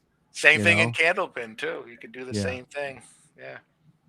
But the pins stay up on the deck between shots. You yeah. can There's no yes, sweeping. you can use the deadwood. So picking up the 7-10 with 2 or 3 pieces of Yeah. deadwood on the lane, usually you can make it. So, do you guys remember Skittle Bowl, Yes. Aurora? Yes. My dad, Was that the one with the string where it comes Yeah. around and hits the? Yep, I used to have that. Yeah. my grandfather was a sales rep for Hasbro, and then eventually he had his own sales rep company. I've told this story before, but with GI Joe, if you were a store and you wanted a GI Joe on the East Coast, you had to go to my grandfather. Mhm. Like that, it was insane. So I had GI Joes, like I could just blow them up in the backyard if we had a backyard. But they also had the line Aurora, which was Skittle Ball, Skittle Pool, Skittle Pool. So I had all that stuff as a kid just laying around because it was like samples basically. Lucky. I bowled a Well, if it 300 wasn't for the fact that my parents were alcoholics, yes, it would have been an idyllic childhood. But Okay, thank you. no, Thank you, Ron. I bowled Yes, a 300. but I did get Skittle Bowl toys. I before. did get a lot of toys. Yeah. Yeah. I What'd bowled you a say, Mike? 300 game in Skittle Bowl 30 years before I bowled a real 300 in real You bowl. are you serious? Yeah. You actually remember Oh. doing that? Wow, that's Oh, speaking yeah, of yeah. memories, wasn't it so cool? And this is what I've been trying to go for with the documentary, with everything we've been doing, these memories. When Keith talked about that thing that he would roll dice in, that it was Oh, the razor razor- tray. Yeah. Yeah. it's so like perfect. Yeah. Yeah. It's that is. exactly what this documentary is meant The to be. maple table with the display box or the tray that Mhm. held the razors. Yeah. So, Yep. Let's see. I am having. And John, you and I grew up because I was the northern end of that, where bowling was on TV every Sunday morning at 11, TV tournament Yep. time. Yeah, I remember Oh, that. I did the RGB. Yep, there were bowling alleys all over the place. There was the paper because for the Rutland Herald or the Post Star would run like a full page of bowling results every week. Yeah. I mean, bowling really was a huge deal growing up. There was a big tournament in Rutland called the Green Mountain Open. Oh, was there? For amateur bowlers, yeah. And we used to go up. A bunch of us would go up for the weekend and bowl up there. Yep. So I was just doing a test here. I can bring this back down. They got the Hoinky Classic here in Cincinnati. Yeah. That a lot of people shoot in. Yes. Now the thing that they had at the Hoinky at the very end of the alley, they had a 1 lane set up, and they had 3.5 or 4 pound pins, and they were all painted silver. And there was like a running, you pay a couple bucks in, and they had the running jackpot. So if you rolled a strike with those extra heavy pins, you won the jackpot. But the pins are like twice as heavy as usual. Oh, 4 pounds, yeah. Yeah. Do you remember how magical it was when they started using electric scoring or electronic scoring? Because we're all old enough. At least I'm old enough. Michael, you're old enough, and John, you're old enough to remember when if grease pencils. You had to. And that's how you had to do it. Yeah. Yeah. Acetate and guys, you were allowed to smoke in the bowling alley. Oh, are you kidding me? You were encouraged to smoke. In fact, if you were older than 8, you had to smoke. Well, I used to bowl in a Sunday morning scratch league here, and Sunday of all days of the week. And we would have a half-hour practice between 9 and 9:30. And by 10:30 in the morning, there were pyramids of beer cans already set up on the tables. Oh, yeah. And at least one bathroom toilet or sink had been smashed to smithereens because of somebody missed a 10-pin or right. Good times. Right. Yeah, when I think of bowling alleys, I think of smoke, disinfectant, the smell of the sprays for shoes. They put the shoes, and the stale beer. jukebox. And the jukebox. It's always blasting. There's something really special. There still is to me about bowling alley pizza. And the greasy food. Yeah, I was just going to mention bowling alley pizza specific for our show Thespian. Actually, I was talking about the bowling alley near my house. Well, we actually shot a scene there for the first season? Yeah, the first season of the show. We shot a scene with my character and actually my niece Gabby, who was really little at the time. She was in the scene with. It was really, really funny scene. And normally, like when you break for lunch, the crew needs to eat. It's a very important part of the filming process. Is feeding the crew and feeding them well. And they don't have to have lobster, but you got to take care of them. And I remember I got really excited that we were shooting in a bowling alley. I'm like, oh guys, we're all gonna get to have bowling alley pizza. And the crew basically wanted to quit. They were like, "Nah, let's not do that. Let's not do the bowling alley pizza." But it's a very nostalgic taste to me. It is bowling alley pizza. All right, so I forgot to change my display size, so I'm not sure I can bring Action PC up quite as large as I normally could. That's fine. But I think this works. Yeah. So are we set? Yeah, we are set. So if Mark wins, he wins the series 4-2, and if Gio Gonzalez can win, then we will play a 7th and decisive game of this series. The Orioles have tied it up in the 9th. Wow! So I'm going to the game tomorrow. All right, cool. Are we ready? Here we go. All right. So it's Trey Turner, who's 0 for 12 at Fenway. Portion of this against Jim Palmer, who did not pitch at Fenway. So, and the lineups are: we've got Trey Turner at short, leading off. Johnny Damon in center, bats second. David Ortiz, the DH, bats third. Manny Ramirez in left hits cleanup. Ryan Zimmerman, the first baseman, is fifth. Bryce Harper, the right fielder, is sixth. Daniel Murphy, second base, batting seventh. Rendon at third, bats eighth. Jason Varitek behind the dish. Bats ninth, and Gio Gonzalez on the mound. Do you remember how Gio Gonzalez did his? I guess he lost his first game, didn't he? No, he won his game. Oh, he did. He did. You won the first one, and I won the second one here. So, right. Your first pitcher was Scherzer. Scherzer has a pitch ball that well. So Mark's lineup: Bud Harrelson leads off at short. Felix Millan at second will bat second. Ken Singleton is your DH tonight. He'll go third. Eddie Murray at first cleans up. Rusty Staub is in right. He hit 538 at Fenway. Cleon Jones in left will go sixth. Doug DeCinces at third, batting seventh. Willie Mays, not as good as Al Bunbury in center, will go eighth. And Jerry Grody, I'm surprised, went 0 for 8 at Fenway behind the plate, batting ninth. And as we said, Palmer on the mound. And as David Letterman would say, this is only an exhibition. This is not a competition. Please, no wagering. I would bet on Palmer. Yeah, we're hitting. And there's a ground ball that. Why is that happening? Somebody went out to the parking lot. And somehow that's an out.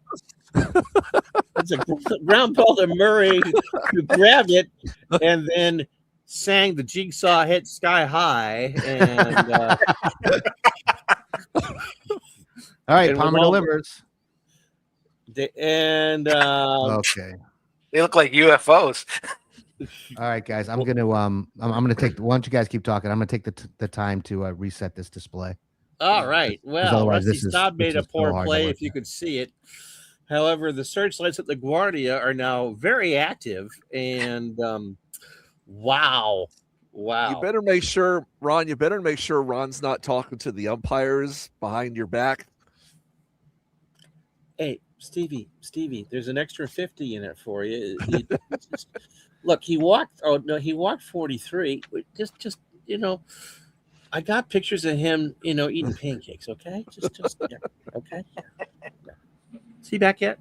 Anyway, yeah. I'm doing it. You guys keep talking. And okay, and we got Jim Joyce at first, and I slipped an extra 50 for Don Denkinger at second, and Richie Garcia's in right. And look, we brought in Jeffrey Meyer. What happened was I switched from the night picture to the day picture because the day picture is better. Yes. And when I went to check, it showed me the fielders in the right position. Usually it doesn't. It just puts them across the across the board. But for some reason, when we started the game up just now, it went a little crazy. So it just take it was care like of that. acid baseball. Yes.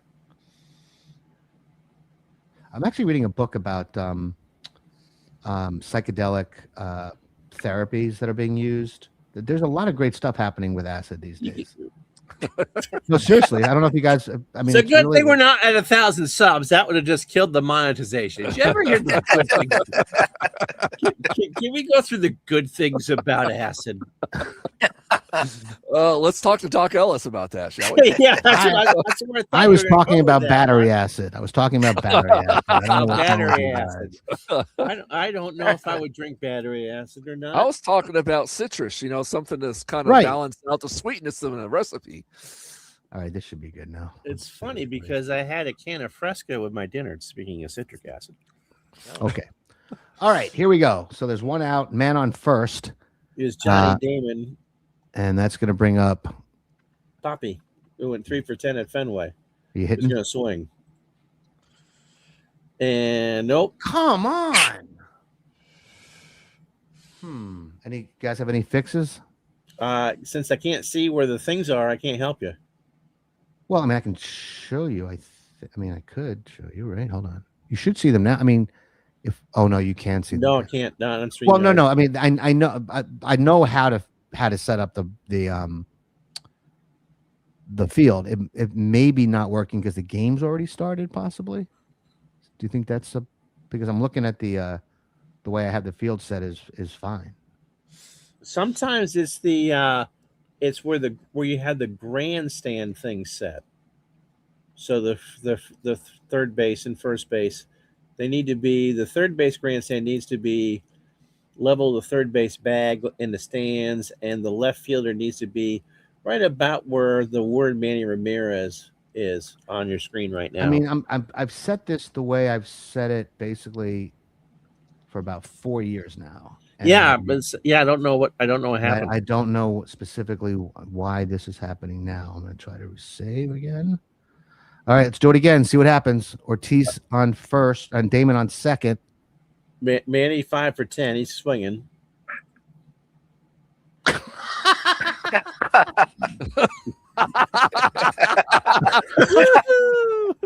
The aliens have taken over New York. I think my vote, guys, would be to restart the game. Yeah, let's go ahead. Just Restart. start from the very beginning, and you guys just keep talking while I'm doing all this stuff. Picture yourself at a train in a station with tangerine, you scream, and marmalade sky. I wonder if Marlins man was at that game. I actually met him. Who was that? Marlins man. Oh, okay. The guy who sits behind the home plate with his Marlins jersey on. Yeah. I met him at Citi Field years ago.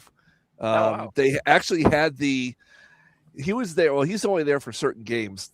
They had the anniversary of the '86. So it was 10 years ago. It was the 30-year anniversary of the '86 Mets. Okay. And they had all the old, and it was the game. Actually, they've got some YouTube footage on this in particular. It was the game that Noah Syndergaard got ejected for throwing behind Chase Utley. Oh dear. Oh.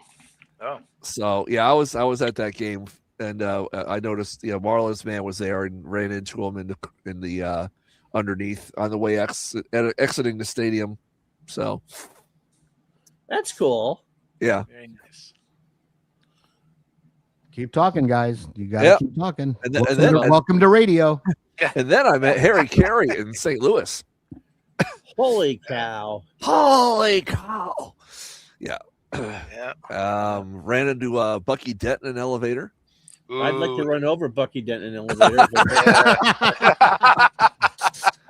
Ran into me and the ex-wife one time in Detroit. We were going to a sports card store just for the heck of it on my way out of town in Detroit. And who happened to be there but Cecil Fielder? Oh, wow.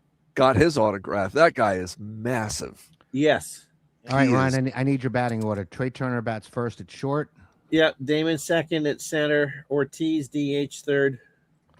Hold on, Ortiz DH third. Okay. Manny in left. Okay. Zim at first. Got it. Batting fifth. Murph at second, sixth. Oh, Harper. I'm sorry. Harper in right, sixth. And Murph seventh. Murph seventh, Rendon eighth, and Veritek ninth. Who's eighth? Rendon. Rendon. And Veritek's ninth. Okay. All right. And Big Poppy is DHing, and the pitcher is Gio Gonzalez. And why am I talking like my rabbi? You got some chutzpah. Yes. Yeah. Wow. That was the least Jewish sound I've ever heard in my life. You got some chutzpah. Chutzpah. It's the effort, forget about it. You get the A for that, right? There you go. All right. Park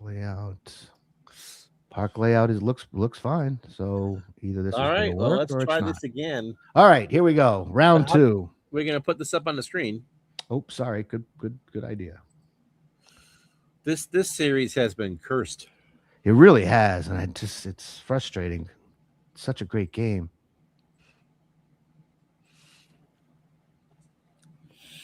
I wonder what that sport actually is on that laptop in the background there. What? Oh, that? Is that basketball? It's basket tennis. It's basket tennis. Basket tennis. On the Ocho. Wow. All right. So Turner again gets the chance here. We're hitting. All right. Please don't be electric football. Please don't be electric football. Please don't be electric football.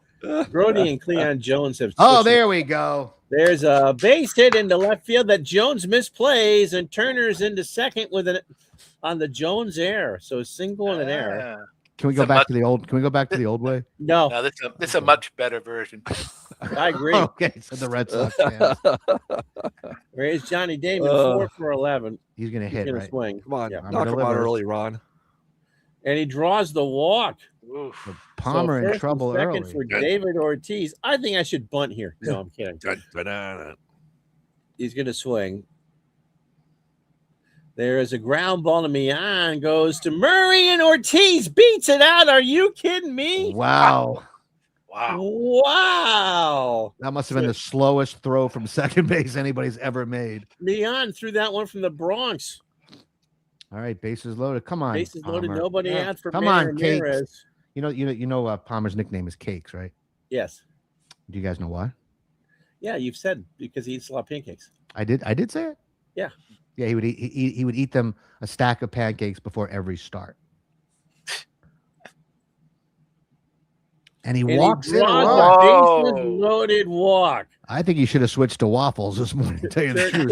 Turner scores 1-0 for Zim, 5 for 10 at Fenway. Fly ball popped up. Harrelson makes the catch, and there's finally one out. But Bryce Harper is going to strike out here. He's 2 for 8 at Fenway. Walk? No, he draws a bases loaded walk. Wow. And it's 2-0. Palmer for Daniel Murphy, known for his control. And not that particular year. There's a ground ball to Harrelson, and he's going to eat it, or what's he doing? Oh, he's trying for 2, and it's the force there, but it's 3-0 for Rendon, who went 2 for 9. Rendon to Sensei over to first. Rendon is out. All right, 3 Mets runs, goes. 2 hits, no errors. So here's Harrelson. We're pitching. And he draws the walk. Ooh. It's an Oprah game. You get a walk. You get a walk. What's his chances of stealing second? 90%. Pick off. And I'm gonna steal. Yep. They got him. They got him in a rundown. Yep. All right, that worked out. That's well. All right. 4 for 10 was Mian at Fenway. Ground ball, base hit right side. Harper throws it in. Always happens. Yep, it does. After a You're stolen absolutely right. base, Yep. caught Yep. stealing, base hit. Singleton 3 for 10 with 2 doubles at Fenway. They're pitching. I've never tested this, but it feels like there might be too many pickoffs in this game. I've never checked the numbers. I'm not sure. It's hard right. because I parachute in and only play 3 games a week. Right. There's the pitch. Wild pitch. And Mian goes to second. So Right, 2-1. Distracted by that shadow. Struck him out. 2 away. Yep. Okay, here's Eddie Murray, 2 for 12 at Fenway. In the right, Harper. Blinds his And eyes. that'll do it. Catches the ball. So after 3-0 B. Here's the captain, 4 for 9. There is a ground ball to Harrelson. Snap throw, and Veritek beats it out. Wow. If Mark had any hair, he'd be pulling it out by now. Turner single his first time up. That is in the right center for a base hit. Palmer's got none stuff out there. He's got nothing No, today. really. Damon's going to swing. There is a ground ball to Mian. Harrelson for 1, Murray for 2. So there's 2 out, but Veritek on third for Poppy, who singled his first time up. And he strikes out. So we threaten but do not score. Bottom 2, 3-0 B. Staub, high drive to center, 1 out. For DeSensei 0 for 7, but he hit the long water pretty hard at Fenway. And he goes down by way of the K. 2 out for Willie Mays, who's been a star in this series. Yeah. Ground ball to third. Rendon Mays at 90 years old is out. Yeah, he's not beating anything out. And after 2, it's still 3-0 me. Danny walked and drove home with the bases loaded. 1 out. For Zim, who's 0 for 1. That is in the left field. 2 out. Palmer got chewed out by Unger between innings. Harper popped him up. That's out of play. He walked his first time up, a 1-2. There's a ground ball to Murray, and that will do. So Palmer has settled down. For Grody, who's 0 for 8. Jones to follow. Gio's ready. Ground ball to Murph. 1 out. For Cleon Jones, who went 1 for 12 at Fenway. Ground ball to Zim, 2 out. For Bud Harrelson, who walked his first Come time on, up. buddy. There we go. Base That's hit. in the left Oh, center no. field, and Damon will make the. Well, what's No, my? are you diving? 66%. Yeah, we'll try for it. Nope. And it got past him, and he's into third with a triple. Wow. Johnny and his ramen noodle. No, it's actually not. Beyond singled his first time up. Ground ball to Zim, who can't make the play, and it's 3-1. All For right, Singleton is 0 for Here we 1. go. So you want up there. There is a looper Base to hit. the left. That will be to Manram, and it's runners in the corners, 2 out for Eddie Murray. Eddie. He's got 3 homers in the series, I'm pretty sure. Yes, he does. He had 2 in New York. That's a ground ball to Rendon, and the inning's over. However, the Metzos are on the board after 3-1. Murph 0 for 1 with a walk. That is past Murray and past Staub in the right field. Murph has a double for Rendon, who is no one has a bunt rating. Anthony's going to swing. He draws the walk. Palmer has lost the script again for the captain who singled his first time up. How much longer I can take this? Let's see. He ate one too many pregame knishes. Tech strikes out, one away. All of a sudden, John's turning into Barbara Streisand. A signal twice. Pastrami, bagel. Just say Jewish words. Matzo ball. You're just gonna hit, right? I'm swinging. Yeah. I'm gonna eat a matzo ball. Base hit left center. What's Murphy's chances? 97%. Scoring. He's gone. I'm not gonna throw. And it's now 4-1. And that's gonna be it for Bob. That's Tony Kornheiser rubbing off on me. Gonna go with Jerry Kuzman. So Palmer banished to the dugout. I mean, I should have started Kuzman. I decided to go with Palmer, and obviously I made a huge mistake. 14 and 15, a 2.84 ERA in 73, 263 innings, 234 hits, 18 homers, 156 strikeouts, and 76 walks. I think 73, if it wasn't his best season, it was one of his top 3 best seasons for Kuzman. He had a great season in 73. Actually, the whole Mets staff did. I mean, his win-losses weren't that great, but I mean... No, but they only won 83 as a team. Matt had a great season, too. Right, they were right, exactly, right. Damon's going to swing. Runner is on first and second. There's a ground ball to Kuzman over to Murray for the out, but everyone moves up 92 out for Ortiz, 1 for 2 with a single and a strikeout. Ooh, does he walk out? That is a ground ball to Sensei, and that's an error on the Sensei, and it's 5-1. It's looking like a game 7. We're never getting out of this series. And Ramirez dumps it into center field. 93%. Oh, he's going to go then. We'll challenge the old man's arm. Old man, look at my life. Safe. Runners in the corners for Zim was 0 for 2. Popped him up. Left field. Cleon Jones. After 3.5, it's 6-1 me. All right. Comeback starts here with Rusty. Come on, Rusty. All right, a walk. Okay, walk's as good a hit. Thanks, Dad. It'll be DeSensei, that's what my dad would say in softball. Yeah, right. 0 for 1 with a strikeout. There's a fly ball to center. 1 out. Stop at a 54% chance of steal. Here's old man Willie. He's 0 for 1. Down 6-1, stealing's a very bad idea. Yeah, I highly encourage it. And Mays draws the walk. So Gio has walked 2 and 3 and struck out 2. Grody 0 for 1. He's due. In the center. So is a pregnant woman, but that doesn't mean that she delivers. Wow. Did you get that from a Bazooka Joe?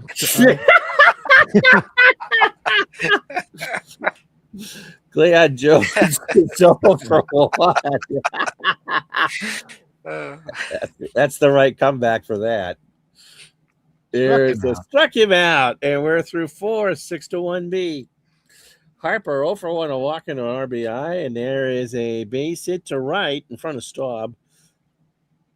8th hit for me. Murph 1 for 2, a double and an RBI, and I struck out. Okay. Rendon 0 for 1 with an injury. Left center, Mays running a long way, makes the catch, and Harper goes back to first, 2 out.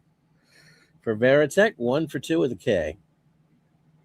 That's a ground ball to the Sensei over to Mian, and that'll do. We do not score, but it's still 6-1 halfway through. All right, Bud. Struck him out. Number 4 for Gonzalez. Mian, 1 for 2. There's a ground ball to third. Rendon, 2 out. For Singleton, 1 for 2 with a K. Popped up Veritek. I'm just trying to picture in my head a Bazooka Joe that would talk about a pregnant woman. I know. That is great. Turner, 3 for 3 with a ribby tonight. All 3 singles. When I was a kid in Brooklyn, like a little kid, we would go to my grandmother's house. And I remember this like it was yesterday. The mailman would always give us bazooka gum. Yeah. Ooh.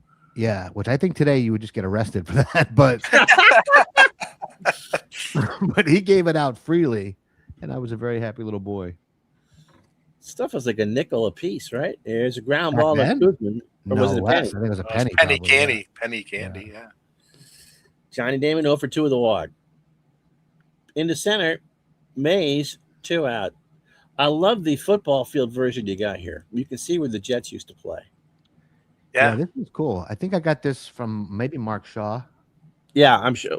We all have Mark Shaw ballparks. After 5.5, 6-1 me. Murray 0 for 2. There we go. Oh, Murph should have made the play. I went to Camden Yards first year they opened with Mark Shaw. Great guy. Oh, did you? Yep. He is fantastic. Yep. Is he in a SPBA league or SPBL? No, he's not an SPB.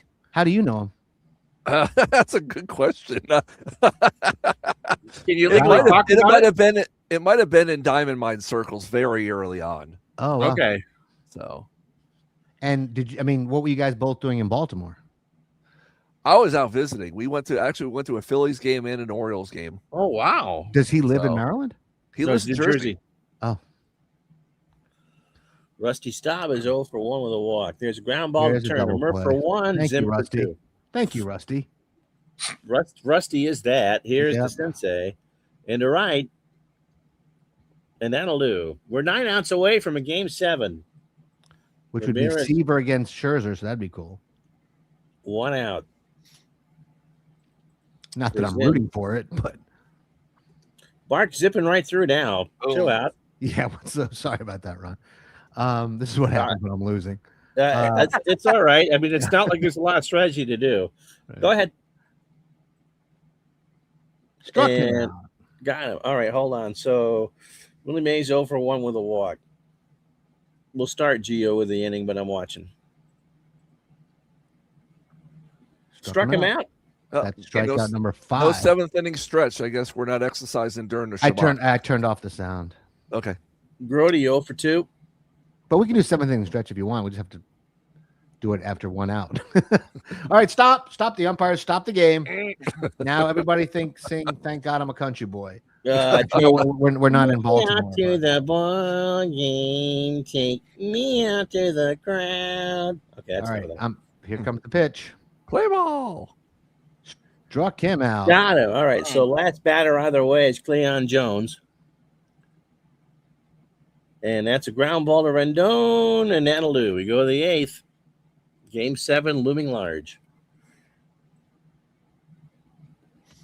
Oh, good play by Harrelson. Nope. Murphy being out. Rendon 0 for 2. There's a ground ball to Harrelson. Million for 1, but Rendon's going to reach. Here's the captain. Up the middle. Are they actually going to turn it to? Yes, they did. All right, hold it. Okay. We're pulling here. And since I can't see the pictures, we will go with Timlin. I can tell you. With who? Yeah, Timlin. You want Timlin? Okay. Yep. He can only throw 20 pitches. Are you sure you don't want to save him? Yeah, Albers can throw 20. Falk can throw. Well, he's your closer. You don't want to. Right.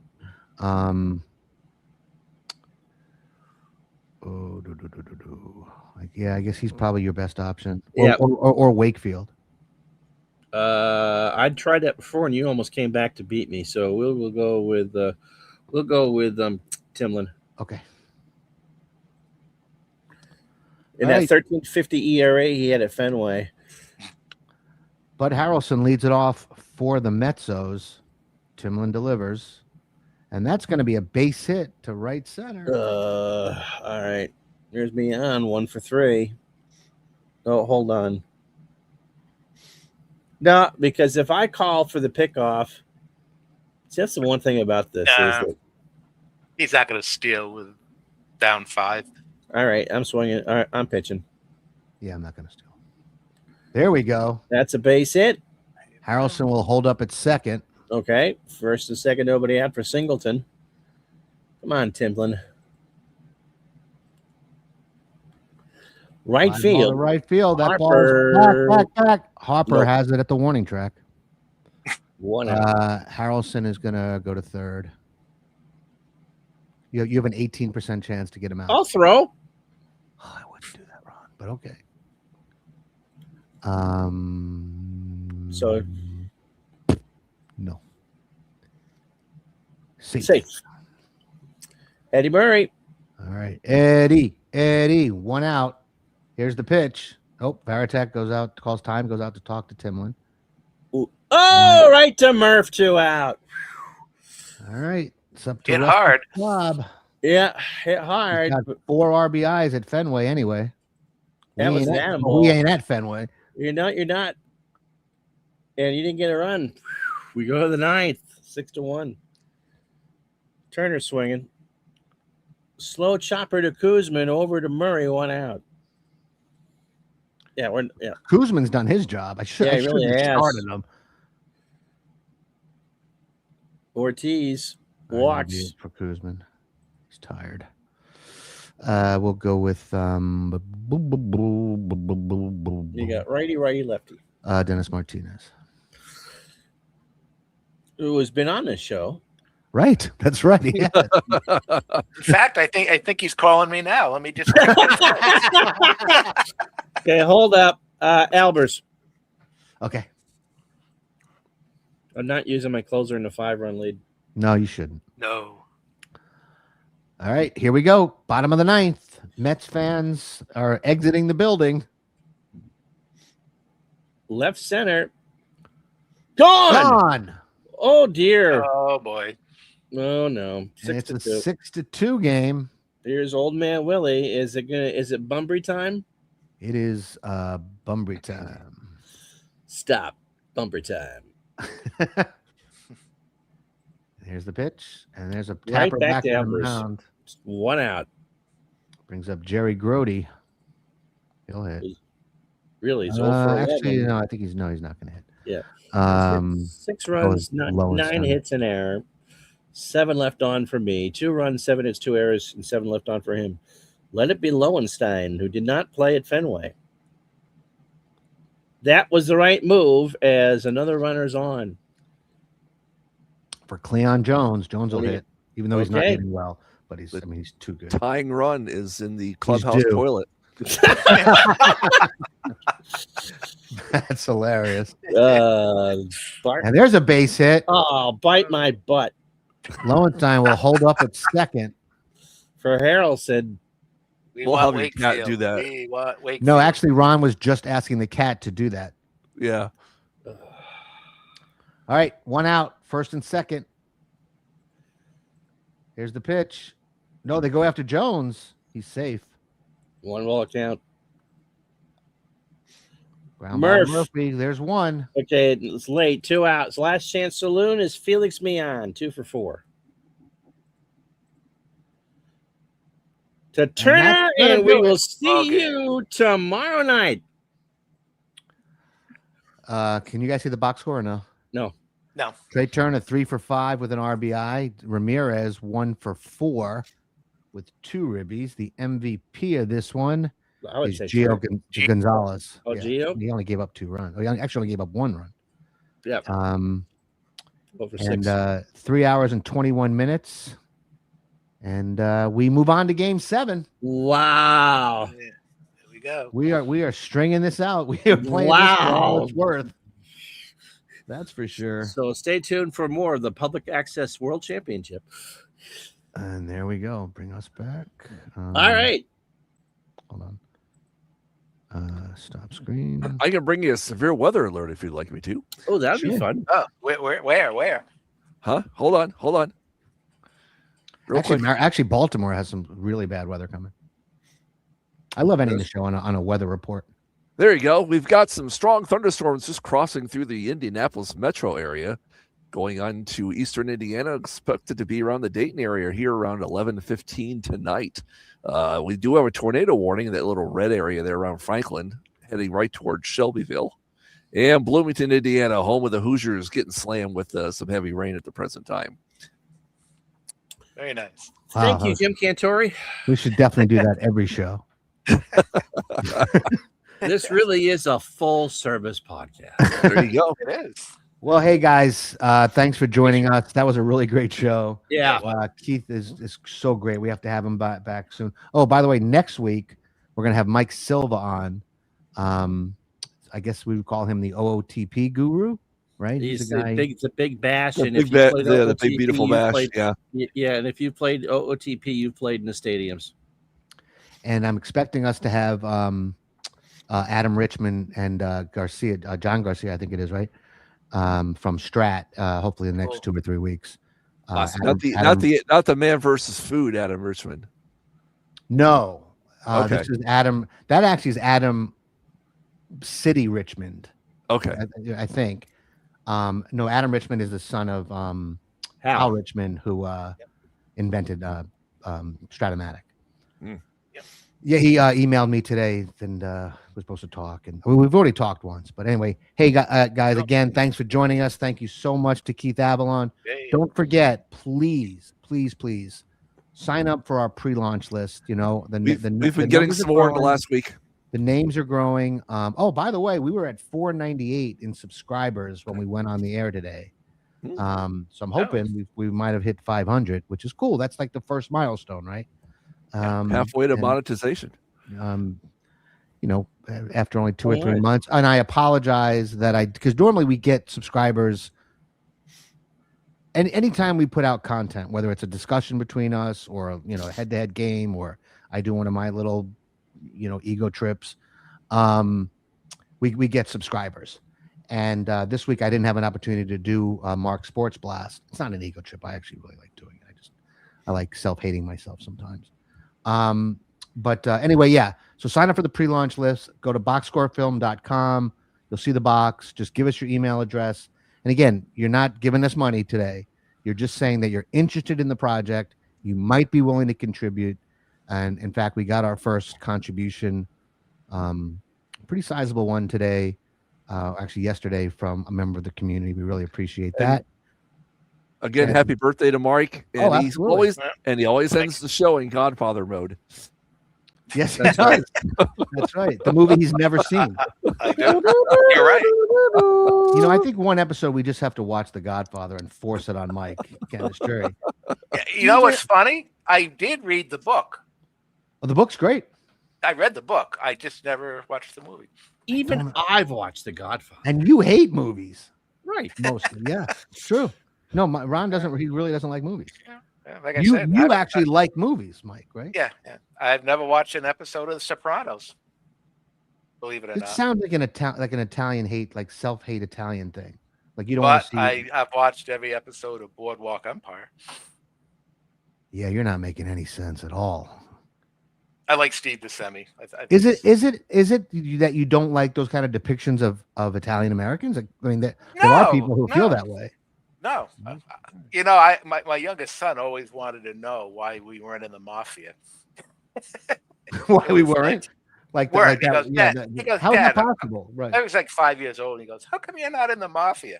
I said, "Well, if I was, I wouldn't be here." Right. I certainly wouldn't tell you. There's an ex-mafia member that has a YouTube channel. It's pretty popular. I can't remember his name off the top of my head. There's lots of them. Yeah, there's that one guy, Francesi. Yeah, that's the guy. Yeah. So, his father was a big deal, and he went to jail. Yeah, He's got some interesting stories. I don't love the idea of mafia guys making it big on YouTube. I really, I don't think that's the best use of their time or I hours. promise. So I will watch The Godfather before the end. Do of it the between year. now and next episode. How about that? All right, we'll try and do that. All right.